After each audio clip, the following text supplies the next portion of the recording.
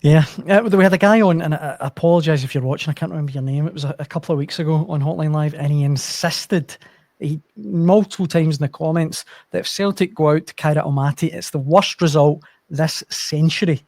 And I threw back at him at Media Bratislava. He said, no, this is worse, because that was, Strachan had time to rebuild. He was just in the door. This would be a worse result. I can't, to be honest, Sonny, I can't really think of any worse result.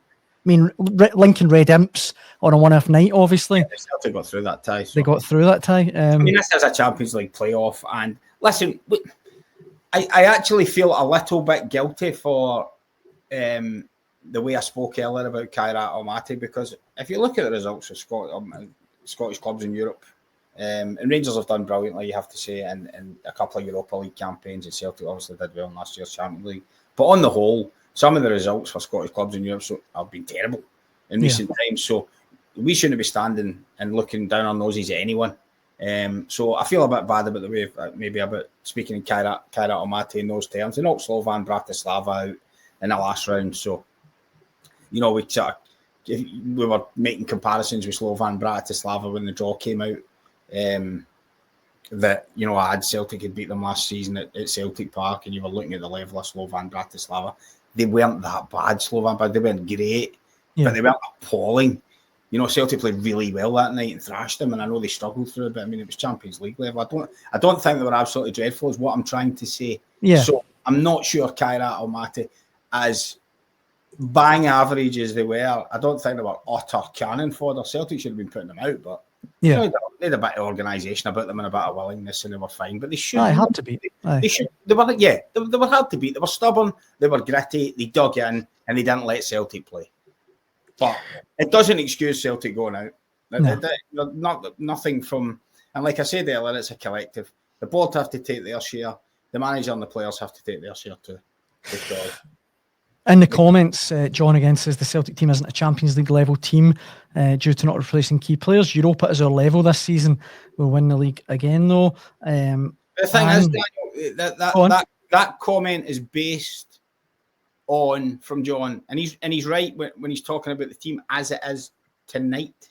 Yeah, because the team with Kyogo and Kuna in it was good enough to play in the Champions League, and if they were adequately replaced, they could still be of a Champions League level with Jota back as well. Another one tonight. Another name that I would throw at you, Swanee, he's not actually, we've not mentioned him once. I haven't seen his name mentioned in the comments either. The one that's starting to really kind of worry me from a Celtic point of view is Dyson Maeda. He doesn't look the same to me. I don't know if there's stuff going on in the background, but for him to miss that chance the way he did tonight, then miss his penalty, he just does not look like the same force that he was or has been for Celtic in the last couple of seasons. Yeah, but Dyson Maeda's entitled to get a bit of help. Aye.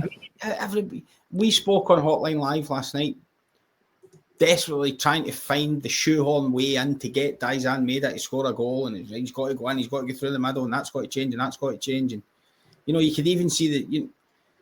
Clearly, you could see that Brendan Rodgers shared that feeling of he's my guy, he's going to have to be my guy, or else, with the greatest of respect to the lad, Yang wouldn't be starting, because Brendan Rodgers has said several weeks ago Yang could have gone on loan, and he's only here because there's no, the replacements haven't been brought in. Starting a Champions League playoff in order to be able to get Maeda through the middle. Mm-hmm. There's just, I think when there's a reliance on one player constantly, it's eventually going to wear them down a wee bit. And he had a brilliant season last season, and he's not started this season the way he should have. Not the way he should have. That's a bit unfair. Just the way you're kind of expecting him. You just expect him to back it straight up. It hasn't happened, but he's entitled to look around and think somebody else do my turn. Surely. I know, I agree.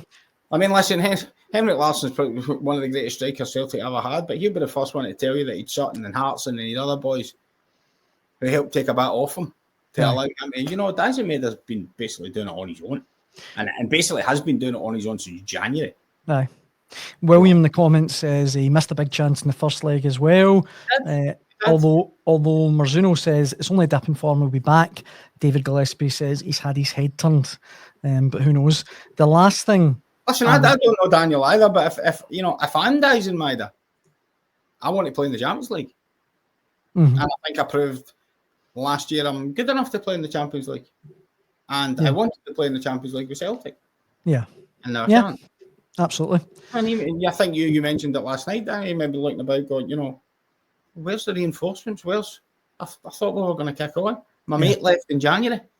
Exactly. Why is it me? What do you think then, Swanee, finally on Celtic?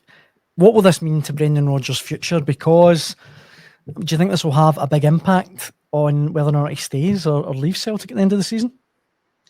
I think Brendan Rodgers has been pretty consistent with the fact that he said, he'll do his 3 years, and any talk beyond that has to go on hold. And I repeat it, I know I sound like a bore. Nobody knows what Brendan Rodgers thinks, and he's told us that himself. But you would have to think in terms of staying beyond this season, what's happened this summer, and then going out the Champions League might have a big influence on that. Mm-hmm. I would think, because Brendan Rodgers wants to be operating at the top level. Yeah. He stood on the trackside at Tannadice and told everybody how desperate he was when Celtic won the league last year to get back into that Champions League and progress what had happened the year before. And now he's not even in it. So, and again, and I'm sure he will accept as well. He was the one who said last night, no excuses from anyone if the team doesn't get through. So he'll take his share of the blame as well. Yeah. Because that team just did not perform in 2 games. They just did not turn up for whatever reason. I do not know, because it's not like those players don't know what was on the line. Because the majority of them really enjoyed the experience that they went through last year. They loved it. So they knew what they were playing for. But John says there's just no freshness in there. There's no freshness. That's the problem. John says Brendan is going to leave at the end of the season. That's one of the reasons why the board haven't fully backed him. Davey says, I'll be stunned if he stays after this season. Do you think there might be something in that, Swanee? Sorry, Marzuno as well says he's been lied to. He's gone. Do you think there's something in John's point, Swanee, about maybe the reason why Celtic board haven't invested, at all almost? I mean, I don't know. I would surprise. The one thing I would say on that point is that absolutely should not be the case, because at a major club, it's supposed to work that these things are done a year and a half in advance. You should know who your targets are going to be. It should be getting identified like that. So that shouldn't have an influence. So, I mean, right now, Celtic should be looking at January's transfer window and next year's transfer window when they're already identifying the guys that have got 2 years left in their contract now, who's going to have 1 year left. This should all be way ahead of the game. So, listen, I don't know. Maybe the caller has a point. Maybe I don't know. I can't answer that. No, who knows? Only the Celtic hierarchy can answer that. But all I would say is it would surprise me if that was the case. But the other thing is it definitely shouldn't be the case, because the club should be ahead of the game. But we said this last summer, and you said it in January. And if you'd have said to me in January, well, I'm not going to replace Kyogo, you'd have been quite surprised. But you're thinking, well, okay, that probably means the one they really want are going to be able to get in the summer and get embedded in for the Champions League qualifiers. Yeah. Nope.